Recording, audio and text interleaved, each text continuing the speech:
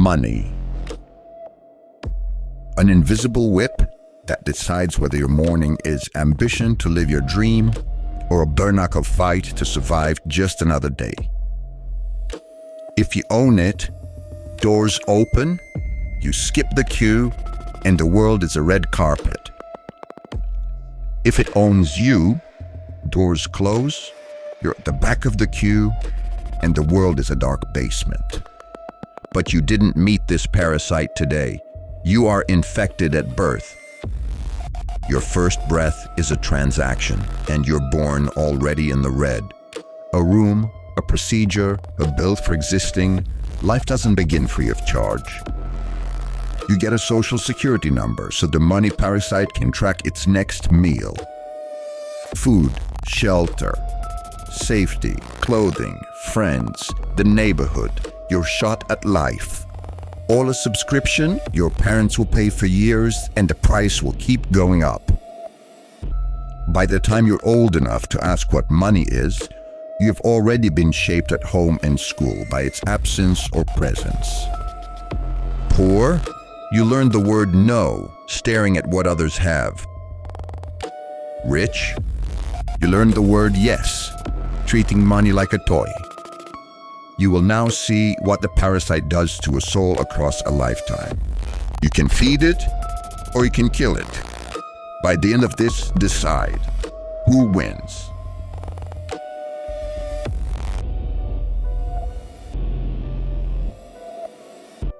The parasite first hides in the shadows of the dinner table. You didn't understand the words like rent and overdraft. You felt them by watching money change the temperature of the room when bills were discussed. We can't afford that. Put it back. Maybe next time. Money doesn't grow on trees. The four horsemen of a poor childhood. They all meant the same thing. We don't have enough. You watched your parents come home with nothing left in them. Too tired to play, too tired to dream. Your mother stretched money across the week like performing a surgery, saying no before you even finished asking. You could already predict a rejection, and you learned the language of the parasite at home first.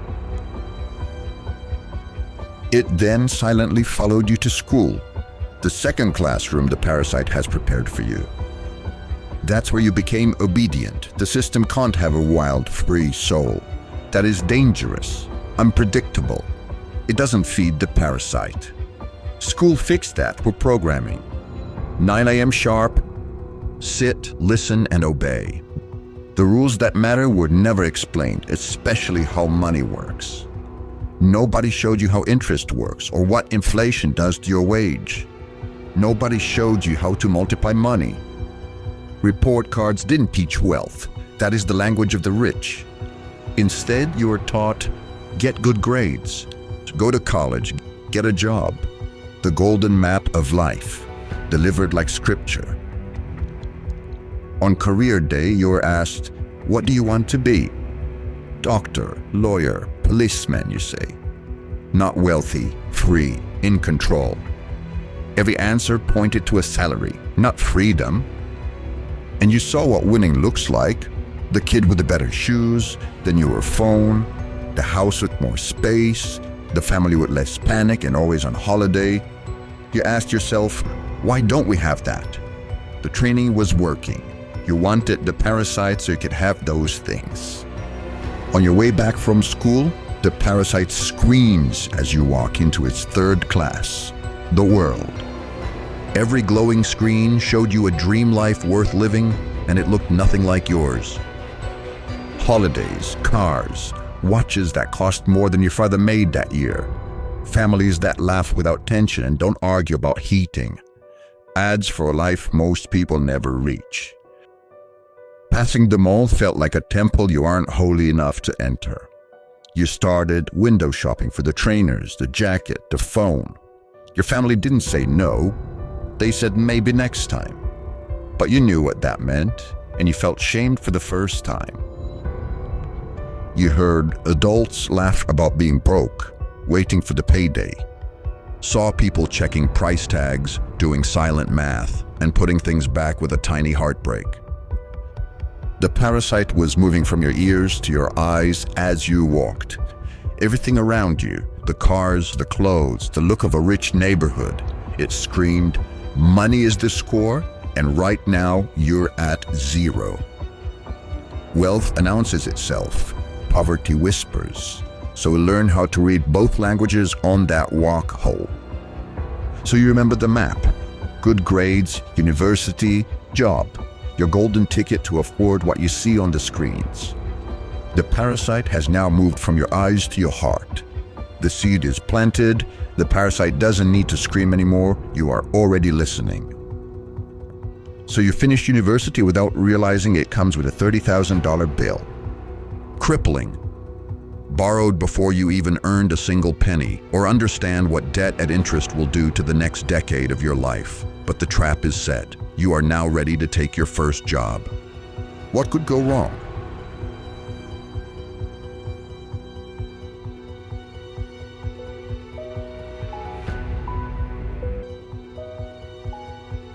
Your first job interview. A crisp shirt and a spark of hope. The parasite now moved from your heart to your brain. Instead of asking, what is a good life? You asked, what is the starting salary? You got the job, the beginning of a young adult. Don't mess it up. The first paycheck arrives. Freedom. You go back to the window at the mall. This time you walk in and you buy it, healing that wound that was left at 12 years old. You finally won. And then the bills arrive, and the key that was hoping to collect while you celebrated was very long. The life subscription your parents paid for, it's yours now. Rent, tax, utilities, insurance, university debt. You look at your paycheck and realize money flows through you, straight to the landlords, banks, and utility masters. You're just the middleman for your own debt. Nobody told you about this part. The map said, get a job. The map ended there. Welcome to adulthood. By the time you get home, you're starting to question. This job is not a ladder, it's an IV drip. Just enough to keep you alive. So you think the problem is the company, and you start job hopping. A new title, a 15% raise, a better culture. For a moment, the feeling of freedom comes back. The new salary creates some bathing room, and the position makes the Sunday feeling stop. A fresh start. This time it will be different. It isn't. You just redecorated this cell. The parasite grows with you. You're now spending more with every promotion and feel just as empty. The parasite is taking your time, the best hours of your day, the best years of your youth, and the sharpest parts of your brain. The golden ticket was a lie. You didn't win your freedom. You just won the right to choose which company you bleed for. The question we all ask quietly comes to your mind for the first time. A Sunday feeling that doesn't have a name. Is this it? You're doing everything right. You show it up, working hard, following the map. And yet, the account empties the same way. The tiredness is the same. The freedom is slowly fading. More effort, same distance. And the body starts keeping score. Sleep doesn't restore you. Weekends are a recovery from the week. The Sunday feeling now starts Saturday afternoon. You call it stress, adulting, life. The parasite calls it perfect. A drained host doesn't have the energy to question the system draining them. You're not tired because you're weak. You are tired because something is feeding on you. You came in ready, optimistic, young enough to believe the effort would tip the scales. And the parasite was ready for you. It had been your whole life. Days blur, weeks compress, years start disappearing.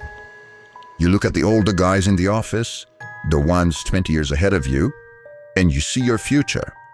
Gray skin, dead eyes, complaining about the weekend being too short. The parasite has moved from your brain to your will. You are ready for the next stage.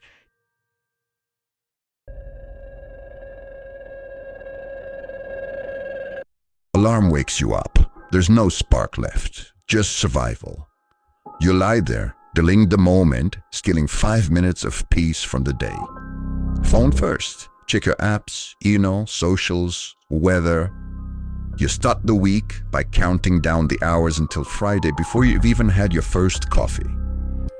5 days of life, mentally discarded before 8 a.m. You eat in a hurry if you eat at all. Commute surrounded by people wearing the same face. You know that face. You've worn it for so long, you forget there's another one underneath. You arrive, you log in, you begin.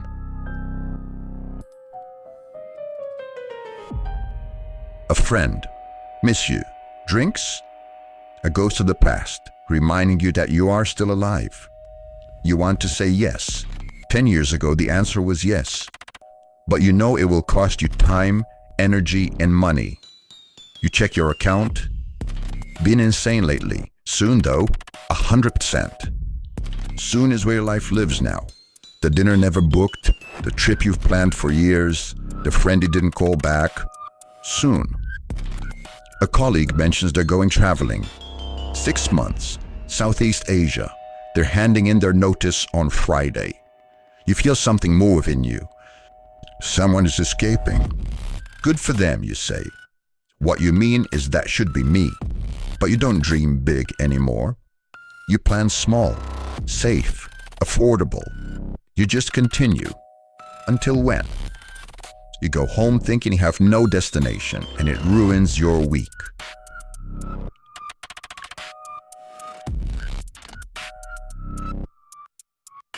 You eat a forgettable lunch and scroll through nothing. Food and distraction, the two things the exhausted reach for. You close the app, open it again, close it. You have a TPM meeting about the process for the process you already have a process for.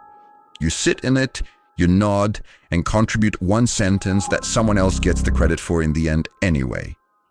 Empty work for the work theater. You've now reached the point of soul fatigue, the kind of tired that sleep can't reach. The parasite is in most of your body now. You start to look at your coworkers and realize you're all just batteries, humming the tune of quiet desperation.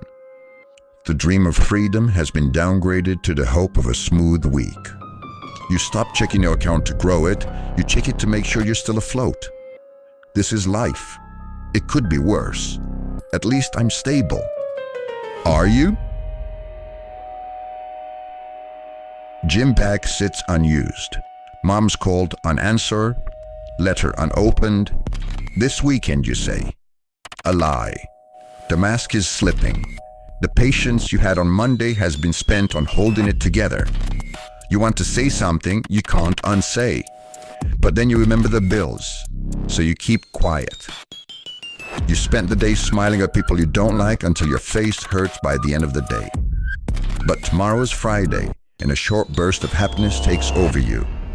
By the time you get home, you ask for mercy. You just want an easy Friday. The office has a looseness to it by 4 p.m. The tension drops. People laughing a little too loud. And you join in. It feels good. It feels like something. Someone asks about your plans. Big ones, you say. And then you go home, you sit down for 20 minutes, and 90 minutes later you haven't even moved. Not thinking, just decompressing. 3 hours vanish. You didn't arrive up Friday. We collapsed into it by surviving another week of living, not being alive. You've binged Netflix and ordered takeaway. 2 industries that build their entire business model on this exact moment. And then you pour yourself a drink. You've earned it. This is what you traded 40 hours for this week. Are you happy?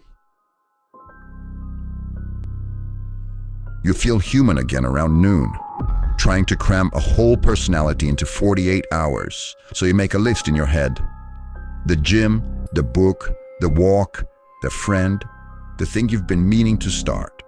But the parasite is still in your head, auditing your energy.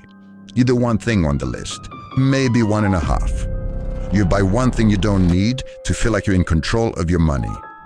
By 4 p.m., you've done a fraction of the list and something in your stomach knows what's coming. Weekend is almost over. It arrives before Saturday even finished. Around 4 p.m., the air in the room changes. The knot in your stomach tightens. You know the feeling. It follows you to bed. You lie there doing the audit. Everything you didn't do this week, everything you'll try to do next week. The gap between who you are and who you want to become. But the alarm is set. 6 hours and 40 minutes until it's Monday, and you do this again. 52 times a year. Until you're 67. It's always about to be Monday. So there you have it. You have joined the rocking bed. You're ready for the final stage. Credit card arrives. Just once. Then twice. Then normal. First debt collector calls. Stomach drops. You now need overtime to pay it. More weekends disappear. You stop checking the account because you will ruin your sleep. You ask, am I the only one who got trapped, or are we all just lying to each other? And you look at your coworkers and parents and you realize they stopped dreaming. The golden map wasn't a path to success. It was a global kidnapping. Your parents call. You've ghosted them. Not enough energy to lie. Passions? Dead. You've stopped checking the map for an exit. The old dream quietly downgraded from freedom to stability to survival. The new dream is being retired, which is the parasite's way of saying you can have your life back once you're too old to enjoy it. You've become him, the gray man. You're grateful for the gray. Gray's stable. Gray's safe. The parasite stops feeding on you because you've now been tenderized, marinated in debt and shame. You are no longer the host. You are now the finished meal. You look at your hands and realize they aren't even yours anymore. They belong to the mortgage, the car subscription, and the life you're too tired to live. You've reached the point of soul fatigue, and your spirit dies in front of your eyes. This is the true rot of the stable life, the part that nobody talks about. Not the debt, not the bills, not even the exhaustion. The what money parasite does to your soul, your choices, your spirit, your dreams. The cage is paper, but nothing changes by accident, and you're too weak to tear it. Your log goes off in 6 hours. You will get up, you will put on the mask, and you will feed the thing that's killing you. That is the slow, miserable death of a soul that refused to decide. Sleep well. Monday's coming.